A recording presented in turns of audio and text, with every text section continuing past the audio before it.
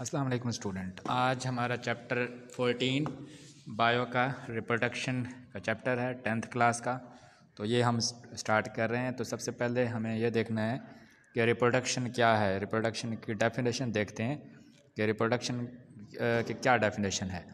Reproduction का मतलब ये होता है कि इंडिविजुअल्स जो होता है वो अपने ही जैसे जो ना अपनी ही स्पीशीज़ की नेक्स्ट जनरेशन जो पैदा कर सकता है, तो हम कहते हैं जी ये रिप्रोडक्शन है। Reproduction is defined as process in which individual can have the ability to produce same species. तो हम उसे कहेंगे ये रिप्रोडक्शन हो गया। तो ये जो है ना, ये फंडामेंटल कैरेक्टरिस्टिक्स नहीं है, यानी लिविंग ऑर्गेनिज्म की एसेंशियल कैरेक्टरिस्टिक्स नहीं है। किसी भी ज़िंदगी में रिप्रोडक्शन इतना एसेंशियल नहीं है। एसेंशियल इस सेंस में यूँ समझ लें कि अगर कोई भी एक लिविंग ऑर्गेनिज्म है वो रिप्रोडक्शन नहीं करता, तो इसका मतलब ये नहीं है कि उसकी सर्वाइवल ख़त्म हो जाएगी। तो रिप्रोडक्शन सर्वाइवल के लिए नहीं है, रिप्रोडक्शन नेक्स्ट जनरेशन के लिए है, स्पीशीज़ की कंटिन्यूटी के लिए है। तो हम कहेंगे कि रिप्रोडक्शन क्या है, स्पीशीज़ की कंटिन्यूटी के लिए है। स्पीशीज़ जो हैं, अगर हमारे पास स्पीशीज़ हम चाहते हैं कि सपोज़ कोई प्लांट की स्पीशी है या कोई एनिमल की स्पीशीज़ है, स्पीशीज़ अगर आगे सर्वाइव करना चाहती हैं, अपनी नस्ल को आगे बढ़ाना चाहती हैं, तो सर्वाइवल और बढ़ाना चाहती हैं या यूँ समझ लें कंटिन्यू करना चाहती हैं, कंटिन्यूटी।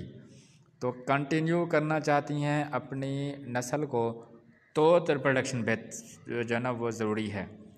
तो लिविंग ऑर्गेनिज्म प्लांट हो गया या एनिमल हो गया, वो अपनी नस्ल को जारी रखना चाहते हैं, तो उसके लिए तो रिप्रोडक्शन ज़रूरी है। अदरवाइज़ ज़िंदा रहने के लिए रिप्रोडक्शन ज़रूरी नहीं है। स्पीशीज़ की बका और उसकी आगे तसलसल को जारी रखने के लिए रिप्रोडक्शन ज़रूरी है। हम देखते हैं कि बहुत सारे लिविंग ऑर्गेनिज्म में एनिमल्स हो गए, हम ह्यूमन बीइंग को देखते हैं, बहुत सारे ऑर्गेनिज्म ऐसे होते हैं कि वो रिप्रोडक्शन की एज तक नहीं पहुंचते, लेकिन पहले ही उनकी डेथ हो जाती है। तो इसका मतलब ये हुआ कि रिप्रोडक्शन से पहले जिसकी ऑर्गेनिज्म की डेथ हो जाती है, तो इट मीन्स वो कुछ डिसऑर्डर, कुछ डिजीज़ में मुब्तला होते होंगे, वो तभी तो उनकी डेथ हो जाती है। मेन अभी वो रिप्रोडक्शन की एज तक पहुँचे ही नहीं, उनकी डेथ हो गई है। यूँ समझ लें they are not fit for the reproduction. So उनकी जो है वो अर्ली डेथ हो गई due to some other reason, genetic reason या कुछ और डिजीज़ की वजह से। तो इसीलिए रिप्रोडक्शन एसेंशियल है स्पीशीज़ को कंटिन्यू रखने के लिए। ये एसेंशियल नहीं है कि ज़िंदा रहने के लिए। इसके बगैर, रिप्रोडक्शन के बगैर भी जानवर जो है ना वो कोई भी लिविंग ऑर्गेनिज्म हो वो ज़िंदा रह सकता है, लेकिन उसकी स्पीशी ख़त्म हो सकती है। तो स्पीशी को बरकरार रखने के लिए रिप्रोडक्शन लाजमी है। दो किस्म की रिप्रोडक्शन होती हैं, एसेक्सुअल रिप्रोडक्शन और सेक्सुअल रिप्रोडक्शन।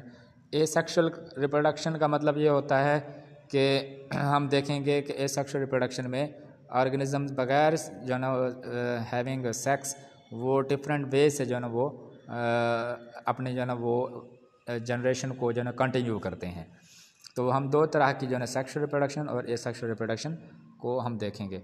तो सबसे पहले हमारा जो है ना टॉपिक है method of asexual reproduction. So asexual reproduction में हम देखेंगे asexual reproduction does not involve fusion of gametes. So asexual reproduction में गैमीट की फ्यूजन नहीं होती, यानी मेल और फीमेल जो पार्टनर होते हैं, अगर मेल और फीमेल पार्टनर मेल गैमेट और फीमेल गैमेट रिलीज़ करें, तो रिप्रोडक्शन जो होती है वो होती है सेक्सुअल रिप्रोडक्शन। तो इसमें मेल और फीमेल गैमेट का इन्वॉल्वमेंट ना हो, तो वो ऑर्गेनिज्म जो ना डिवाइड हो जाए, 1 से 2, 2 से 4, तो इस तरह की रिप्रोडक्शन को हम कहते हैं एसेक्सुअल रिप्रोडक्शन। और पहली टाइप एसेक्सुअल रिप्रोडक्शन की है बाइनरी फिशन। अब बाइनरी फिशन का मतलब क्या है? बाइनरी का मतलब होता है 2। तो इसका मतलब ये लिविंग ऑर्गेनिज्म, ऐसे ऑर्गेनिज्म जो 1 से 2, 2 से 4 से तकसीम हो जाते हैं खुद ब खुद, तो वो बाइनरी फिशन का तरीका कहलाता है। और इसकी एग्जांपल है बैक्टीरिया। बाइनरी फिशन की सबसे बेस्ट एग्जांपल क्या है? बैक्टीरिया की। तो बैक्टीरिया जो होता है वो 1, 2 में डिवाइड होता है, 2, 4 में, पर इस तरीके से उनकी जनरेशन जो है ना वो आगे बढ़ती जाती है। तो ये जो तरीक़ाकार बैक्टीरिया का होता है इसे कहते हैं बाइनरी फिशन का।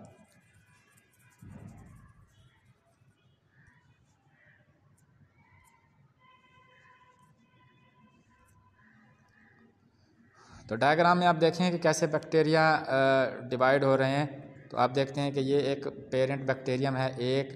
अब उस बैक्टीरिया का जो डीएनए होता है वो डिवाइड होना शुरू हो जाता है। फिर डीएनए जो है ना वो दो हिस्सों में, ये देखें यहाँ डीएनए जो है ना वो रेप्लिकेट हो रहा है, और फिर यहाँ देखें डीएनए की दो कापी बन गई हैं।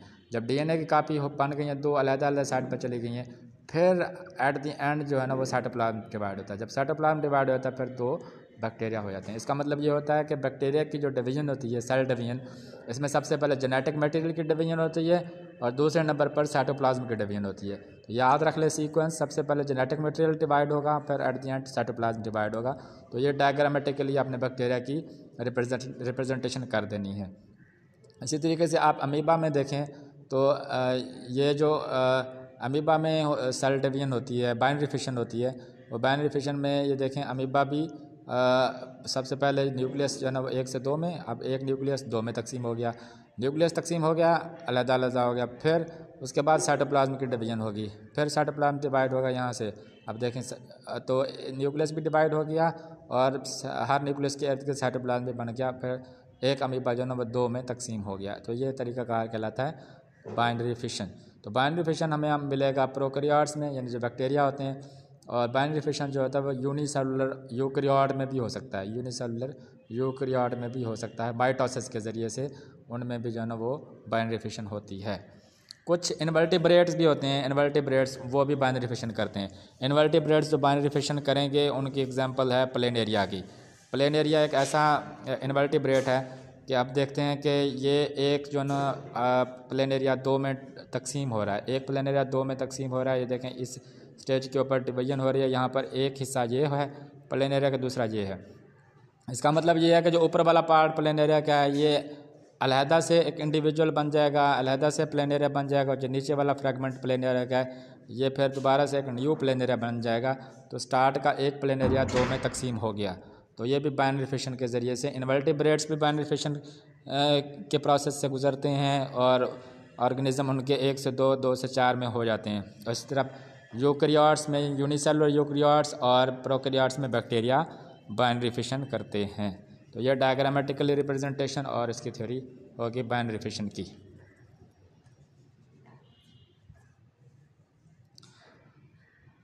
तो अमीबा में भी बाइनरी फिशन जो होती है वो उसकी रिप्रेजेंटेशन देखें कि सम टाइम ऐसे होता है कि ये एक पेरेंट अमीबा है, अमीबा की स्ट्रक्चर ये होती है इस तरीके से। तो अब अमीबा के सेंटर में क्या है, न्यूक्लियस यहाँ पर। अब होता यूँ है कि बाज़ औक़ात कंडीशंस जो होती हैं अमीबा के लिए अनफेवरेबल हो जाती हैं। अनफेवरेबल का मतलब ये है वो मौसम नहीं होता उसकी ग्रोथ के लिए, अमीबा के लिए। तो वो जब नाखुशगवार हालात होते हैं, अनफेवरेबल कंडीशन होती हैं, तो अमीबा अपने गिर्द जो है ना एक खौल बना लेता है। अमीबा अपने गिर्द एक खौल बना लेता है, उसे कहते हैं, ये अपने गिर्द जो है ना वो प्रोटेक्टिव लेयर बना देता है, उसे सिस्ट कहते हैं। तब जो है ना वो जब खुशगवार हालात हो जाते हैं, फेवरेबल कंडीशन आ जाती हैं, तो वो क्या होता है, उसका जो न्यूक्लियस होता है वो पहले से डिवाइड हो जाता है। तो ये देखें दरमियान में छोटे छोटे न्यूक्लियस जो हमें नज़र आ रहे हैं, ये अमीबा के न्यूक्लियाई डिवाइड हो चुके हैं। जब हालात साजगार आएंगे, फेवरेबल कंडीशन होंगी, तो ऊपर का जो खौल है वो फट जाएगा। अब खौल फट जाएगा तो न्यूक्लियाई जो है ना वो बाहर जाएंगे। न्यूक्लियाई जैसे जैसे बाहर जाएंगे, साइटोप्लाज्म भी न्यूक्लियाई के गिर्द घेरा डाल देंगे, और हर एक हमें जो है ना न्यूक्लियस के गिर्द साइटोप्लाज्म भी नज़र आ रहा है। अब डायग्राम में आप देखें तो इस डायग्राम में देखें एट द एंड जैसे ही न्यूक्लियाई जो है वो बाहर आपको नज़र आ रहे हैं, उसके गिर्द नीले कलर का जो साइटोप्लाज्म वो भी घेरा डाल रहा है। इसका मतलब ये है कि हर एक जो अमीबा है वो एक नया अमीबा में जो है ना वो बन रहा है। इसका मतलब ये जितने न्यूक्लियाई हैं वो उनके नए अमीबा बन रहे हैं। हर एक न्यूक्लियस के साइटोप्लाज्म फिर वो बड़ा हो जाएगा, फिर नया अमीबा बन जाएगा। इस तरह बहुत सारे जो है ना वो जनरेशन अमीबा की जो है ना वो बन जाएगी। तो ये हो जाता है जी बाइनरी फिशन डिफरेंट ऑर्गेनिज्म में कैसे होती है। सेकंड जो तरीका है एसेक्सुअल रिप्रोडक्शन का वो है फ्रेगमेंटेशंस का। फ्रेगमेंटेशंस में हम देखते हैं कि प्लेनेरिया का एक पार्ट, ये फ्रेगमेंटेशंस में हम देखते हैं कि एक ऑर्गेनिज्म है एज सर्टन वर्म्स, एक ख़ास हद तक जो है ना उसकी ग्रोथ हो जाती है, तो वो ख़ुद ब खुद जो है ना वो ब्रेकअप हो जाता है इनटू पीसेस। वो 8 या 9 पीसेस हो सकते हैं। तो हर एक फ्रैगमेंट जो होता है वो फिर अलहदा से एक मैच्योर ऑर्गेनिज्म में बन जाएगा। अगर वर्म होंगे तो वर्म में तब्दील हो जाएगा। तो जैसे ये एक एग्जांपल दी हुई है कि ये देखें एक मैच्योर है, साइज़ में बड़ा है।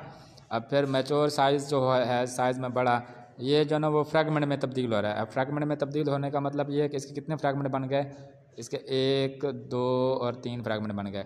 अब फिर हर एक फ्रैगमेंट जो है ना वो एक नए तरीके से मैच्योर क्या बना रहा है, फॉर्म बना रहा है। तो एक ने 3 बना लिए, तो हो सकता है एक 8 बना सकता है, 9 बना सकता है। जितने फ्रैगमेंट बनाएगा वो एक नया प्लेन एरिया जो है ना वो कंप्लीट बन जाएगा। तो ये तरीकाकार कहलाता है फ्रैगमेंटेशन का।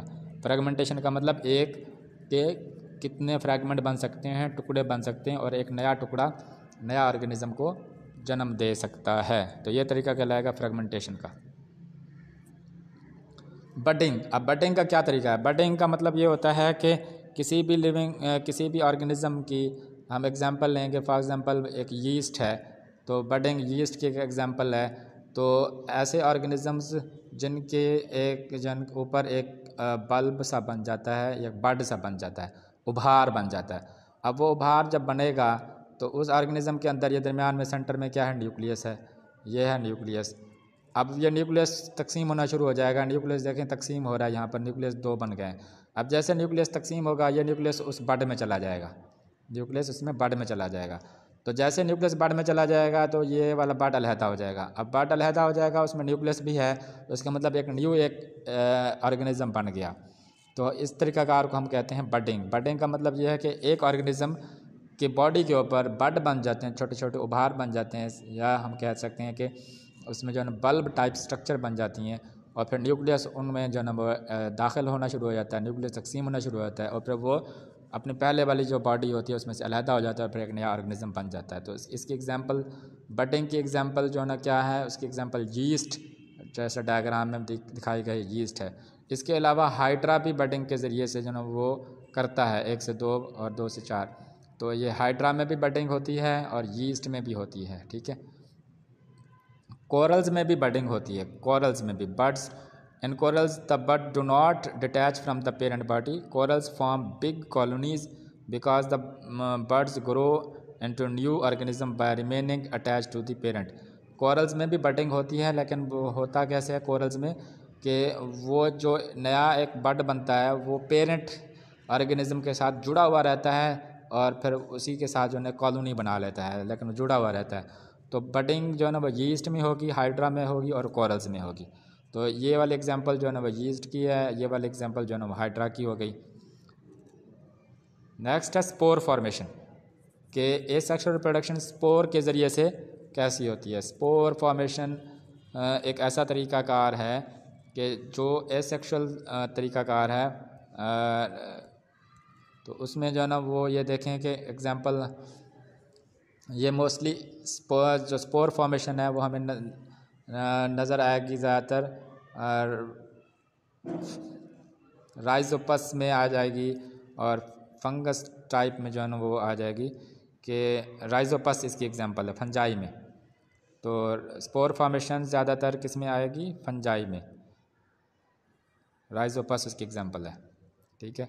When the rhizopus reach the reproductive age, itself form thick walls sporangia. तो जब राइजोपस इतने बड़े हो जाते हैं, मैच्योर हो जाते हैं, तो उस राइजोपस के इर्द गिर्द जो है ना वो थिक सी बॉल बन जाती है जिसे स्पोरेंजिया कहते हैं। अब स्पोरेंजिया क्या करती है? स्पोरेंजिया यूँ समझ लें इसकी प्रोटेक्शन कर रही है। कैसे प्रोटेक्शन कर रही है?